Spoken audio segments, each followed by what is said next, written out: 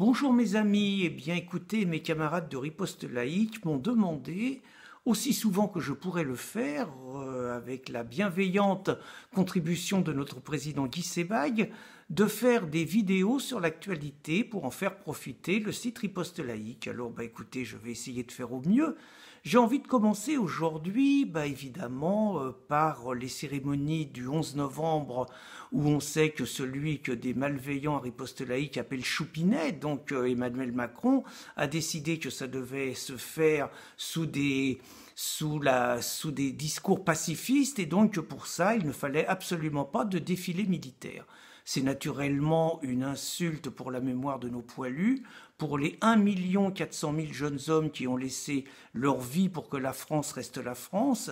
C'est un mépris épouvantable pour le sacrifice de ces jeunes garçons, pour leur famille, pour leurs descendants et tout, qui quelque part voient un message, dans le genre un message de paix. La France aurait gagné ou la France aurait perdu. Finalement, c'était la même chose et il faut qu'on s'aime tous les uns les autres.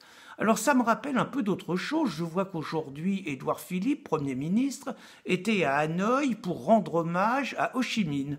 Alors Ho Chi Minh, c'était sans doute un communiste, c'est sans doute quelqu'un qui était un bon chef de guerre, mais c'est quand même celui qui a vaincu l'armée française et c'est quand même celui qui...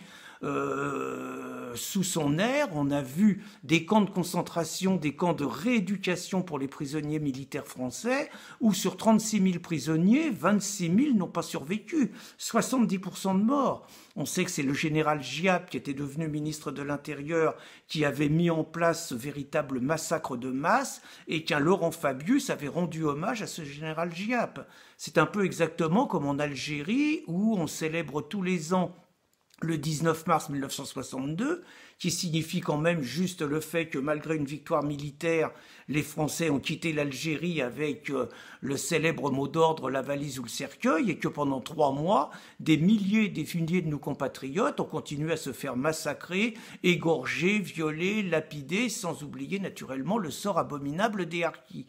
Donc le 19 mars n'était pas non plus la fin de la guerre d'Algérie.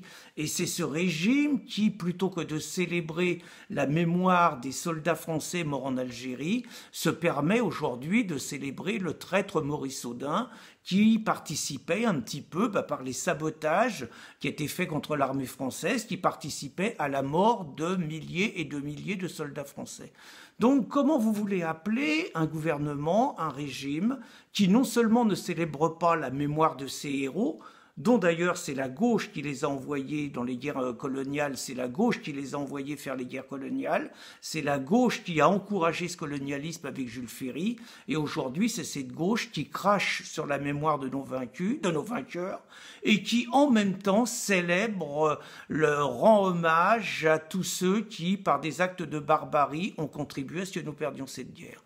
Comment vous appelleriez des dirigeants pareils? Eh bien, moi je crois qu'il ne faut pas tourner autour du pot.